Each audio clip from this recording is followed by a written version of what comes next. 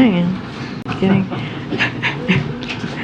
All right, as you just heard today, President Biden is taking further action to lower gas prices and promote energy security. When Putin's war sent gas prices up, President Biden made clear he would do everything in his power to lower prices for American families. And he's been delivering.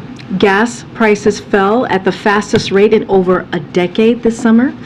They've dropped almost every week since June and are down by $1.16 per gallon on average. Now, President Biden announced additional actions to strengthen energy security, address the supply chain, and lower costs. He is releasing 15 million barrels of oil from the Strategic Petroleum Reserve to be delivered in December. He is directing the Department of Energy to be ready to move forward with additional releases of oil this winter if needed. And he announced that the administration intends to repurchase oil for the SPR when prices are around $70 per gallon. He's also calling on oil and gas companies to pass on their savings to consumers at the pump. Right now, right behind me, you see this chart. The profit that energy companies are making in every gallon of gasoline is about double what it typically is at this time of year. And you see that between the crude oil and the retail gasoline prices there in the lines. The retailer margin over the refinery price is more than 40% over the typical level. These outsized industry profits margins are adding more than 60 cents to the average price of gallon of gas and keeping prices higher than they should be. This is unacceptable. Lastly, as you know, in a few minutes, the president's going to be making another announcement, a new actions to boost electric vehicle battery production and ensure that we have the critical minerals we need to keep building them right here in America. The president's economic agenda has generated an American electric vehicle manufacturing boom. Today's announcement will further that progress.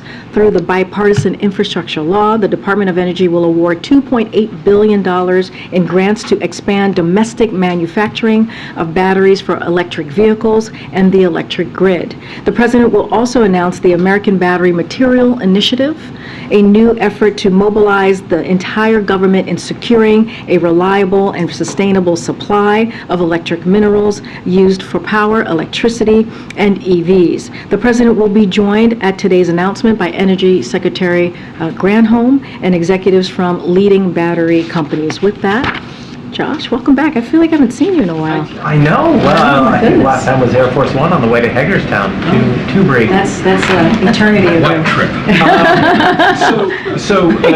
Two questions. The president just said that the oil releases from the Strategic Reserve were not political. But we've seen on a daily basis that the administration is making these announcements on abortion, gas prices, EVs, student debt, and an array of other programs such as infrastructure. What's the goal of these announcements, given that they're happening so close to midterms?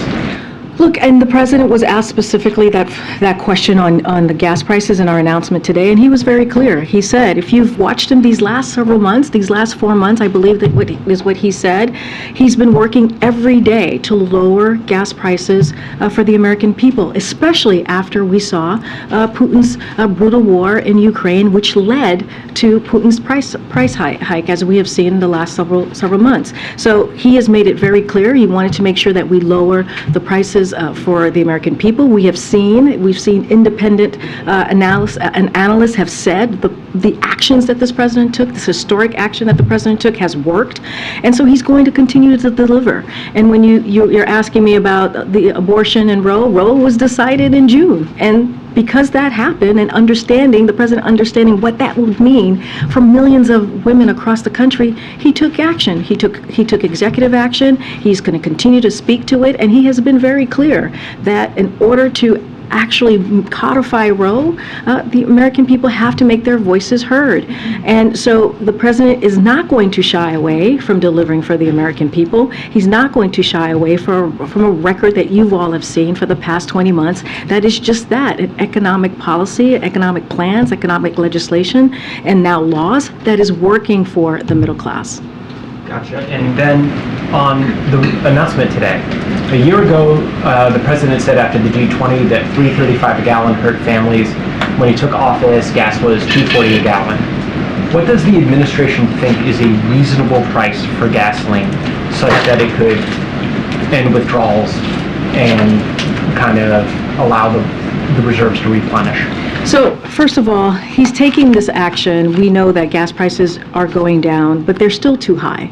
And he acknowledges that, and that's why we're continuing taking the work to bring those prices down. And that is the promise that he's made the American people. I know people have asked, what is the sufficient level, right, in order to make that, to be at a point where we feel that the supply is where it needs to be. Look, the supply has to meet demand, right? We just had this chart that laid out what was the stark differences that we're seeing with cost. When it's 60 cents more, we are saying to oil companies they need to make sure that the profits that they're making, that also the everyday Americans get that relief as well. And so really we're trying to make sure that supply meets demand. That's what the president is trying to do. When he uses the Strategic Petroleum Reserve, when he taps into it to say, as you know, which is a historic decision, that's what the Strategic Petroleum Reserve are for. They are for these moments, these global challenges, these global market challenges that we're seeing because, in particular, because of this Putin's war. Thanks, Karine. In the 15 million barrels of oil the president talked about today, when you put that in the context, Americans consume an average of nearly 20 million barrels of oil a day. So for the actual impact of this announcement, when could Americans actually expect to see results of this when they're filling up at the gas station? So today's announcement is about responding to the effects of Putin's ongoing war. And that's why the president took this action, because it's still continuing. Putin's brutal war on Ukraine is still ongoing, as I just said. It completes the release of the 180 million barrels the president announced earlier this year. And as you heard from the president just now, he's directing the Department of Energy to be ready to release additional barrels of oil should conditions warrant it. And so we've seen the impacts. We've seen the impacts already. Again, and I just said this to Josh, we have seen independent analysts say that the work that this president has taken when it comes to this historic decision with the Strategic Petroleum Reserve, we have seen the effects. We have seen gas prices go down. So again, the president's going to do everything that he can to make sure that we make the lives of American families a little bit easier. But you couldn't say a timeline of, by saying this today and happening in December, of when there's actually an impact for American consumers and pocketbooks, of when people might feel this. So again, we are already seeing the impact on consumers, but what the president is saying is that the prices are already too high. And so we want to make sure that the supply out there meets the demand, and that is not what's happening. And just one more, sorry, on restocking the reserve when it hits $70 a barrel, oil's trading at around $83 a barrel today. What makes the president confident you'll be able to buy back oil at that level? So the release of the oil from the Strategic Petroleum Reserve was always meant to be a bridge, as you've heard us say many times, to greater supply. So make sure that we have that supply out there. The pace of releases for October and November tapered off just a bit. But again, we want to make sure that it matches, that the supply matches the demand. So we're not saying that we're trying to bring down the price down to $70. That's not what we're trying to say. You heard the president mention how it's an incentive is what he's trying to put forward. So what we're saying is that if it goes to $70, oil companies should know that the United States government will come into the market as a buyer. And so that will create more certainty for companies as they weigh increasing investment. We're giving them further incentive to increase production. Of course, we refrain the flexibility to replenish at any market price, but we wanted to clearly signal to producers that we will continue the market, to support the market in this price range. Thank you, Karine.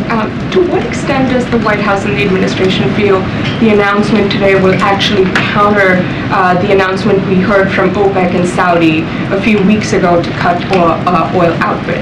Do you expect it to partially offset that decision? Do you expect today's announcement to completely offset that decision? So, look, what we're trying to do, and we have said this many times, is prices are too high, and we're trying to make sure that we lower those prices for gas, for the gas prices, even though we have taken these actions these past several months with the Strategic Petroleum Reserve. Again, with Putin's ongoing war, the president wanted to make sure that he completed the 180 million barrels the president announced earlier this year. And also, as you know, as he also said, the Department of Energy is going to take actions as well. Look, it is very important that the president, he feels, gives American families a little bit more breathing room and keeps to his promise that he's made for the past several months to do everything that he can in his power to bring down gas prices for the American people. Would you describe today's action as a counter to the decision from OPEC and Saudi? I will describe the president's actions today as the continuation of his promise to the American families to bring gas prices down. He feels that they're still too high, even though we have seen them come down for 98 consecutive days, which is a historic decline that we have not seen in over a decade. And so this is, again, a continuation to his promise to the American people. A quick follow-up on the reserve refill that the president spoke about at $70. How long does the administration expect that to take? I mean, any internal estimates, especially because there is a price gap of $70 now set. Are there any internal estimates on the timing that you expect this to take? I don't have a timeline for you at this time. Look, the president, as he said in his remarks, that he sees this as an incentive for oil companies. Okay. Just on the president's message to oil companies today that they need to not prioritize profits at a moment when Americans are going through such a hard time. Just curious whether he has recently spoken directly to any oil company executives to deliver that message. Well, it's a good question. I don't have any calls to read out to you, but I think when the president speaks at the podium and makes those comments, which he has made many times, that is speaking directly to the oil companies. I'm pretty sure that they are listening and that they are hearing the president directly. Just on the Pittsburgh event tomorrow and the grants that are being officially announced on the ground tomorrow, can you give us a sense of how these 12 states were chosen? Were there other states that applied? What was sort of the criteria used to choose these 12 states? So I'll get the team to provide you with what the criteria were in selecting the 12 states. Don't have anything to share at this time. I'm sure the president will also share more tomorrow in Pittsburgh. And do you know if John Fetterman will be at the earlier Pittsburgh event? We'll share more of who's going to be attending, as we always do, the various events when the president travels. I don't have anything for you right now at this time, but as you know, John Fetterman will be with the president tomorrow. Just to follow up on the gas thing and divert in a different direction. When you say now that the petroleum reserve is here for this reason, how long is this going to go on? Should the oil industry, should Americans presume that the reserve will be tapped for the duration of the Russia-Ukraine war? So or until it hits a certain price point? First, let me say a couple of things because I think it's important for the American people to know. The Petroleum Reserve remains the largest strategic reserve in the world. There are more than 400 million barrels of oil in the reserve, so I want to make sure that folks understand that. And to my point, the Strategic Petroleum Reserve was created for this time, for a moment just like this, when there is a supply disruption that has been caused by Putin's war. This is why the reserve exists. I mean, we have been very clear. I don't have anything more to announce beyond the December extension that the president announced, beyond the 180 million barrels of oil that we have announced very much earlier this year. And if we have, we're going to continue to monitor and take a very close look of what's happening in the next several days, in the next several months. And when we have more to announce, certainly the president will do that. I'm going to ask you, there was a lawsuit filed today in a federal court in San Francisco against the Biden administration, actually against the president and the National Archives for continuing to hold up the release of 16,000 documents related to the assassination of John F. Kennedy, alleging that the president's dragging his feet on the release. He signed a memo saying that they're supposed to be released in December this year.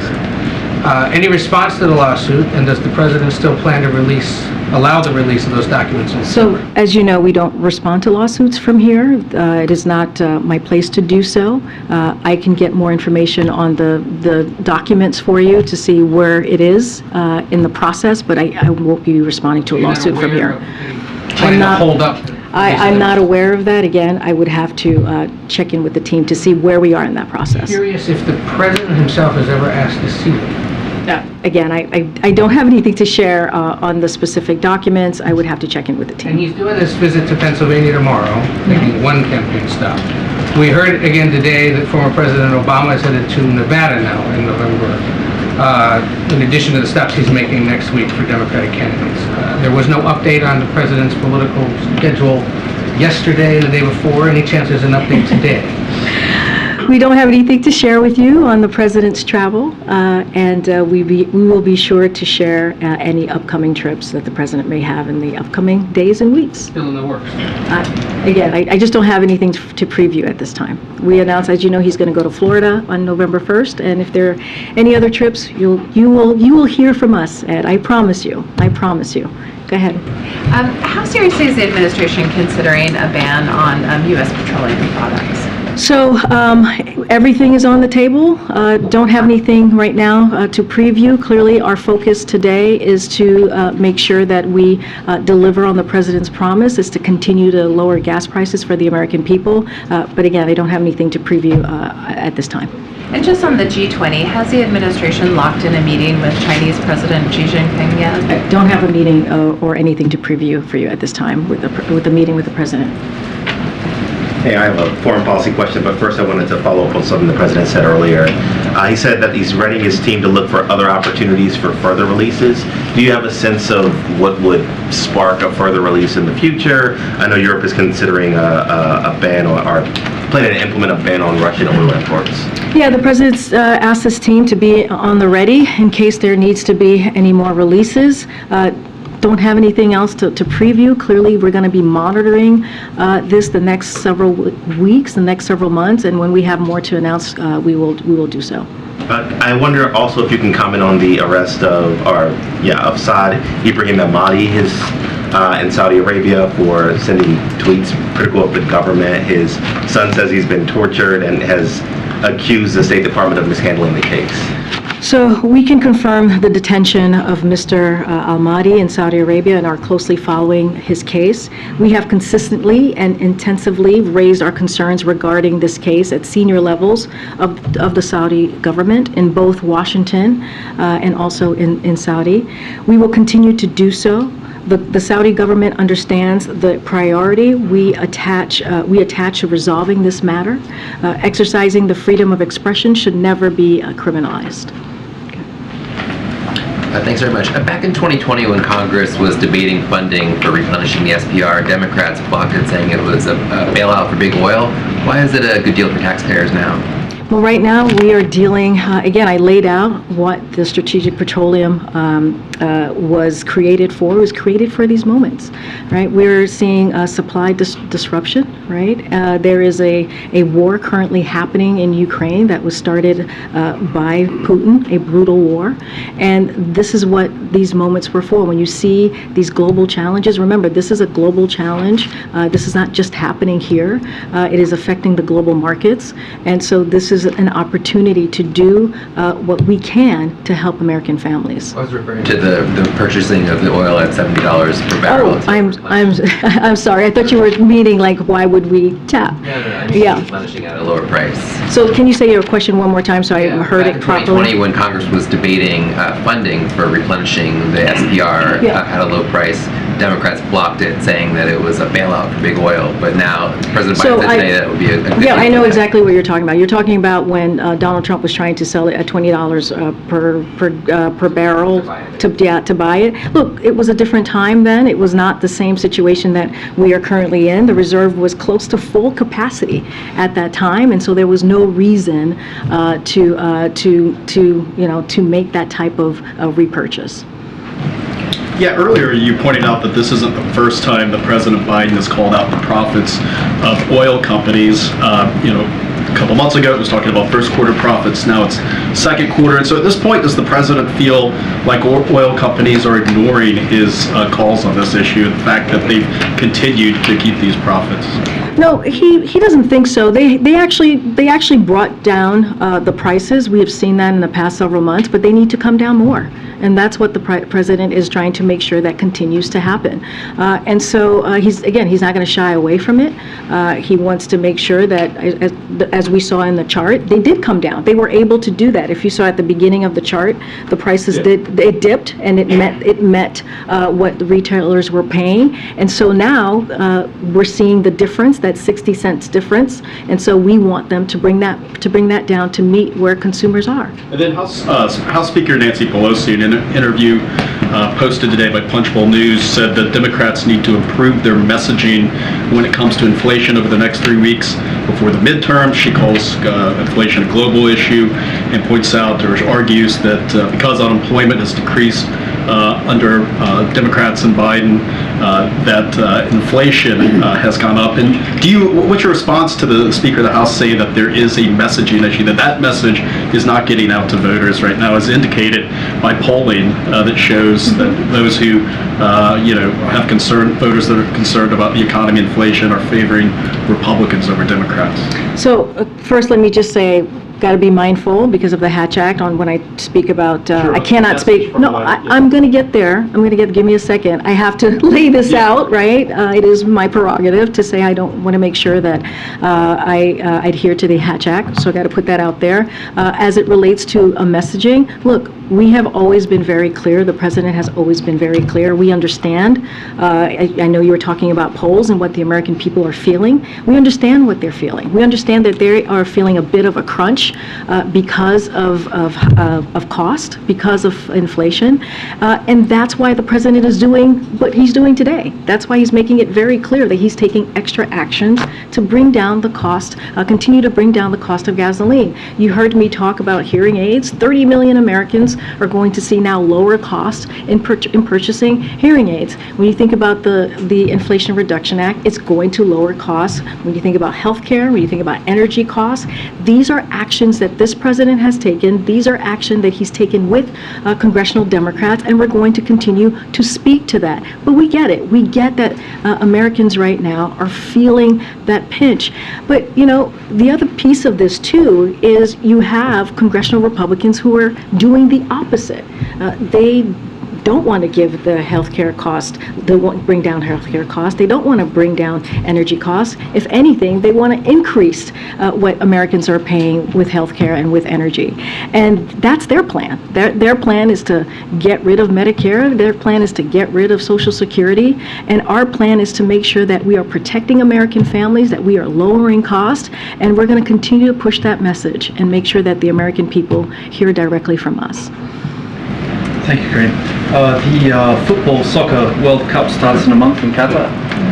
How does the White House feel about the many reports of human rights abuses in that country, particularly in the preparation for this World Cup? And also, from what level of government will somebody be sent there as a representative? So your last question first. We're still determining who will lead and join an official U.S. delegation to the World Cup. We look forward to this important event, and of course we will be cheering on Team USA from the White House. As you've heard from the president, he has said this directly himself. He will always and will continue to call out any human rights abuses. That is something that he never shies away from, whether it is a leader to leader or whether it is speaking about it outright. And so that will be something that he will continue to do. You wouldn't call it out in the sense of sending them a message by not sending a delegation, or to watch sitting in one of these stadiums where supposedly people were horribly mistreated? I hear you. I answered the question as to he's going to, this is an important event, and we're going to be cheering on the team, Team USA. It is not an unusual thing for us to do when there is an event like this in whichever country it is. But again, when it comes to human rights, human rights abuses, the president will continue to call that out. This event is about our team. Team USA is about, again, a special event, and we're going to cheer them on. Thank you, Karine. You've condemned governors sending migrants to various cities across the country. But where should officials that are overwhelmed by the number of migrants coming into their cities and into their shelters, where should they send the migrants? Well, we have said many times before, there's a process, a legal process, and that we are willing to work with cities who are dealing with this issue. What we have seen from governors is that they are using migrants as a political tool. That's not the way to do it. And they're sending migrants, as we've seen the last several months, the last several weeks, they're sending migrants without letting city officials know, without letting the federal government know. And what they do is they call TV news stations to be there to capture this moment and use it as a political stunt. And so we will continue to call that out, but we are willing and open to work with cities that are dealing with this issue, as we have done with New York City, as we have done with Washington, D.C., and other cities as well. But does President Biden want more migrants to come to Delaware? I don't even understand that question, but I'll move on. Go ahead. Thanks, Karine. I'm wondering if you have a response to these videos first published by the Tampa Bay Times this week that show people in Florida who had been convicted of murder or sex offenses being released from prison, apparently thought they had the right to vote and had now been arrested for doing so. Yeah, we have seen those videos. We have seen that reporting by publication that you just mentioned. I want to be careful because I don't want to weigh in on any specifics ongoing cases in Florida, but the president believes that people who are not incarcerated for a felony should have their voting rights restored automatically, and he has repeatedly called on the Senate to pass comprehensive voting rights legislation that would do just that. Go ahead. Thank you, Karine. Two questions on two different subject matters. First, high gas prices.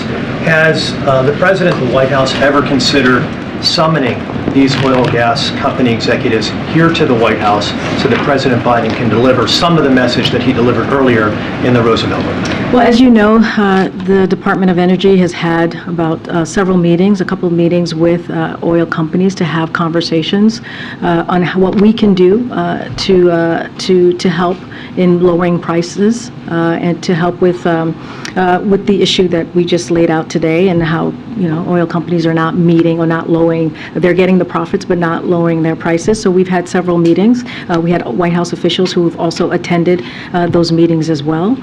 Don't have anything else to preview or to add to that, but we have been in close touch with these oil companies. Okay, and also on Ukraine, as you know, there's been bipartisanship in terms of supporting Ukraine financially and militarily over the course of the past year since February 24th.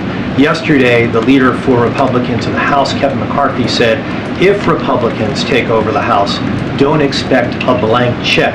That's the way he put it, in terms of supporting Ukraine.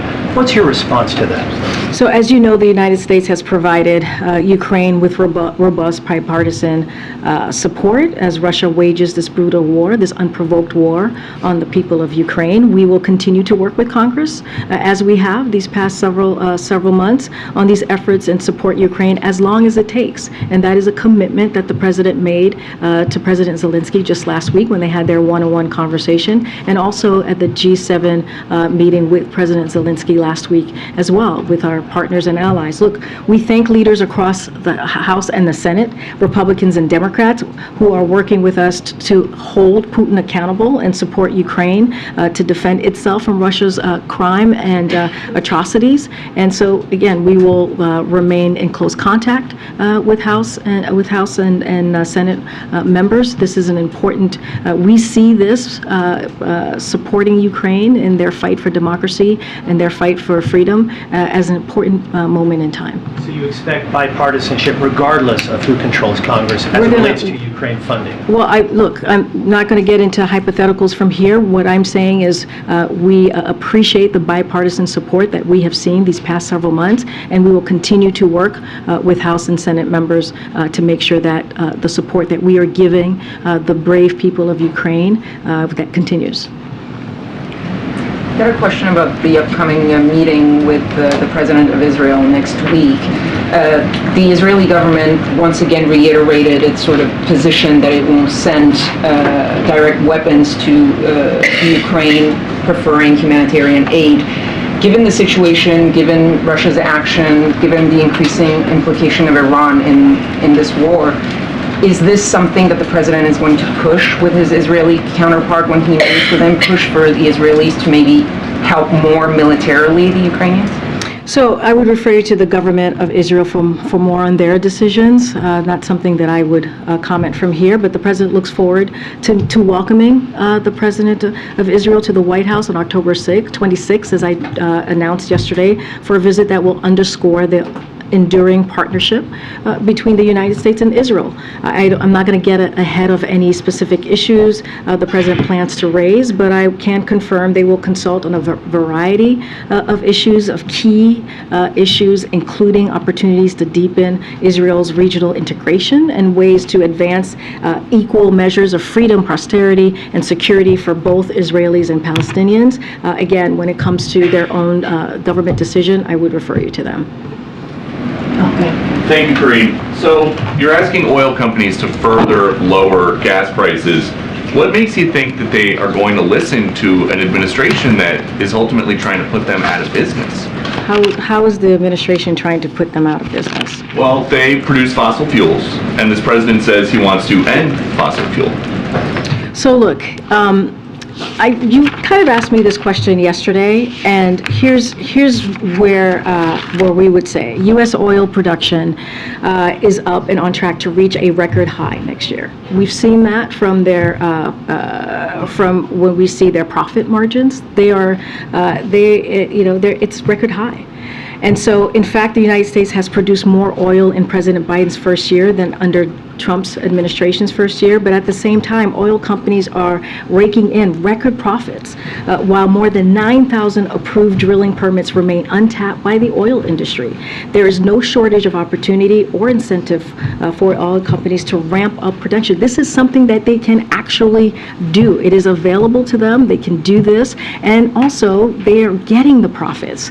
And so, because they're getting, I just showed 60 cents on the chart, more profit, right? That we're seeing, more higher costs that we're seeing than what retailers are paying at the pump. They can bring that down. They've done it before. You saw that at the chart in the beginning. They were able to bring prices down. And one more that folds in the president's top domestic priorities. In Georgia, the president's endorsed candidate for governor, Stacey Abrams, is suggesting that one way to mitigate the effects of inflation is to get an abortion. Does President Biden agree? I did not see her comments on this, so I don't know the context of this. Again, I want to be careful because this is a political debate, and it's related to a midterm, an election. So I'm not going to comment on that. Okay, I'll go to the back. Go ahead. Thanks, Karine. Yeah, thanks, Karine. So the FTC has so far has found no signs of wrongdoing or price gouging within oil companies. So I'm wondering why the president still continues that narrative. Because we're seeing it from the chart. And oil companies were able to do it before, as I just stated to Peter. We're seeing a 60-cent gap between where their profit are and what people are paying at the pump, and so they can bring it down. They've done it before, and so the president wants to make sure that the profits that oil companies are making is also being, their profits is being afforded and given to the American people. So we've heard you say that the president believes there's not going to be a recession or might not happen, but a growing number of business folks who are outside this building, Jeff Bezos yesterday joining Jamie Dimon, Goldman Sachs CEO, why are they wrong then? So, look, the president has said this, and I'm going to say this here as well. What he wants the American people to know is because of the resilience of the economy and because of our economic plan, we are in a better place to deal with these global challenges, to deal with global inflation than any other global major company, major country in the world. And we are in a stronger position to navigate through these global challenges. We see jobs are up. We created 10 million jobs. We see that unemployment rate is at the lowest that we've ever had in a while, in historic lows. And because of those pieces of data that I just laid out, we think we are in a stronger place than we have been, than we have seen when we talk about a recession, what leads to a recession. And so, look, again, the president was very clear. He doesn't anticipate there being a recession because of those data points that I just laid out. Thank you, Karine. A couple of summit questions and then one on Iran, if I may. The first one is on the G20. Can you speak about what the president is trying to do in terms of rallying support for Ukraine in that forum? And on that note, can you confirm reporting that the White House is trying to ensure that President Biden does not bump into President Putin should he attend the summit? We still don't know whether he's attending the summit or not. That's my first question on the summit. Those reports are not correct. They're not true.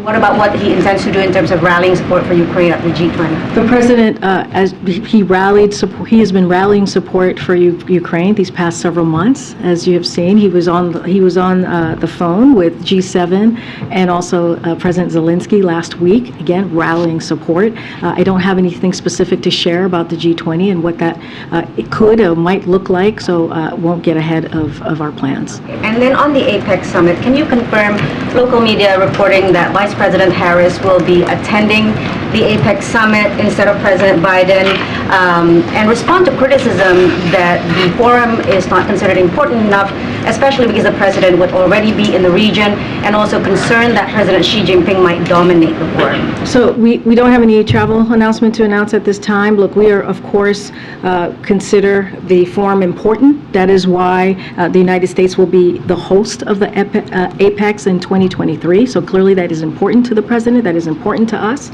It is a top priority for the Biden-Harris administration to serve as a strong, reliable partner to APEC economies and identify common ways to replenish, to unleash economic opportunity, prosperity, and growth for us all. So again, this is important to the president, but I don't have anything to announce as far as any travel. Thank you. And then one last one on Iran. Is the administration aware that Iran has sent military personnel to Crimea to train Russian military personnel on Iranian drones? And on that note, can you also enlighten us or share anything on the discussion of Iranian arms transfer to Russia that's being raised by the U.S. and allies at the UN Security Council today? So on those reports, I don't have anything here to share or confirm. Look, we have said for months that Russia had plans to turn to Iran, and that is what we're seeing for support. And so it's another sign of how brutal Putin is willing to be and how isolated he is, along with Iran. The president spoke to this. One of your colleagues asked him a question about the martial law, and he talked about the brutality that Russia is trying to put onto the Ukrainians. And what we're continuing to see is how bravely the Ukrainians are fighting for their freedom and fighting against the Russians' aggression. But it's not going to change the course of the war. We are going to continue to support Ukraine and continue to provide them with security assistance as long as it takes, because we understand how important it is for them to fight for their sovereignty, how important it is for them to fight for their democracy. Great. The U.S. Census Bureau said recently that adults in roughly 1/3 of households with infant children that use formula had trouble finding it. Obviously, the administration has taken a number of steps over the last several months to try to address this shortage. Why is the shortage still ongoing after so much time, and what more can be done? So, look, the president and his administration has taken actions, as you know, through the last several months to make sure that we have progress to address this issue that is currently happening right now, and also to avoid any future issues. As you know, we've ramped up the domestic production which including invoking the Domestic Production Act, which has allowed companies to increase production. And as a result, U.S. infant formula production year to date has outpaced the 2020 levels. So we have seen some improvement. We understand that there's more work to be done, and so we're going to continue to work on that as well. Thanks. A couple questions on gas prices. The first is, when the president announced his initial round of actions back in March, he said that that directly would contribute to a 10 to 35 cent per gallon decrease in gas prices. Can you give the same? It's war. And so the president took extra action to deal with gas prices, even though that they have been going down. They're still too high. And so the president, again, is going to continue to keep his promise to the American people to lower cost at the pump. And not just that, lower healthcare costs, lower energy costs. We've talked about the Inflation Reduction Act and what it's going to deliver and do for the American people. And so, look, this is something that the president takes very seriously. We talk about inflation. We talk about cost. He has made this a priority when we talk about his economic policy, and so that's what you heard from the president today. And secondly, earnings season's coming up. You're going to have a lot of these companies, oil companies, reporting their earnings. Most likely, potentially announcing more buybacks. If that happens again another quarter, what's the consequence here? I mean, what more can the White House do here to prevent oil companies from just continuing to, funnel profits to that? So, look, we're going to continue to have those conversations. As I mentioned, Department of Energy has been in touch with oil companies on a pretty regular basis, that they've had that open door of communication, so that will continue. And you're going to continue to hear from the president. I don't want to get ahead of what might or might not happen. We have seen the oil companies actually act before, very early on, to bring their prices down, to make sure that that the American people are paying what they should be paying at the pump, right? To make sure that the American people are not are being given a little bit more of a breathing room. And so the president's going to continue to speak out, and we're going to continue to do the work. Thanks, Karine. Thanks, everybody. Thank you.